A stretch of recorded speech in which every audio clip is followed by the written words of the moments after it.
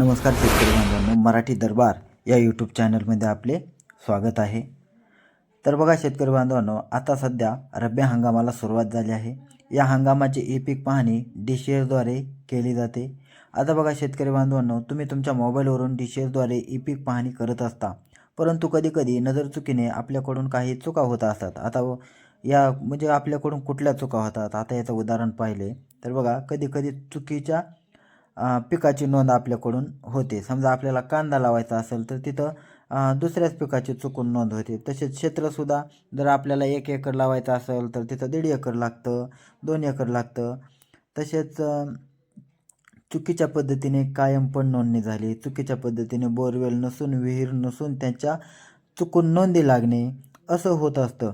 तर शेतकऱ्यांनो, या चुका झाल्यास त्याची दुरुस्ती कशी करायची हेच आपण या व्हिडिओच्या माध्यमातून पाहणार आहोत।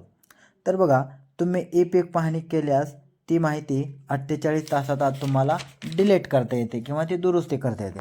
पण बऱ्याच वेळेस शेतकऱ्यांचा हा बदल करणं लक्षात राहत नाही। म्हणजे ते शेतकऱ्यांचं चुकून लक्षात राहत नाही किंवा त्याची पद्धत माहिती नसल्यामुळे ते 48 तास निघून जातात आणि मग त्याच्यानंतर आपल्याला बदल करता येत नाही। मग शेतकऱ्याला हा प्रश्न पडतो की चूक तर झाली, मग ह्याच्यात बदल नेमका कसा करायचा। तर बघा शेतकऱ्यांनो, घाबरून जाऊ नका, कारण जर अशी चुकीच्या पद्धतीने ई पीक पाहणी झाली तर तुम्ही तुमच्या तलाठी कार्यालय जो असेल, म्हणजे जे तुमचे तलाठी असतील त्यांच्याकडे तुम्ही अर्ज करू शकता।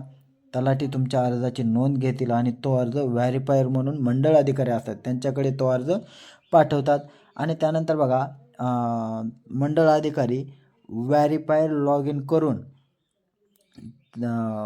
म्हणजे मंडळ अधिकारी त्याच्यामध्ये लॉग इन करतात आणि तुमचा जो अर्ज आलेला आहे त्याची पडताळणी करतात। मग आता ते काय करतात, तर बघा ते काय करतात, संबंधित ज्या शेतकऱ्याचं चुकून असं काही झालं असेल तर त्या ठिकाणी शेतकऱ्याच्या पॉईंटवर जाऊन ऑफलाईन पंचनामा करतील आणि नेमकी चूक काय आहे याची शहानिशा करतील आणि त्यामध्ये दुरुस्ती करतील। त्यामुळे जरी चुकून तुमची ई पीक पाहणीमध्ये काही चूक झाली तर चिंता करू नका, काळजी करू नका, त्याच्यामध्ये दुरुस्तीचा पर्याय आहे। तर तुम्ही अशा पद्धतीने ही दुरुस्ती करू शकता।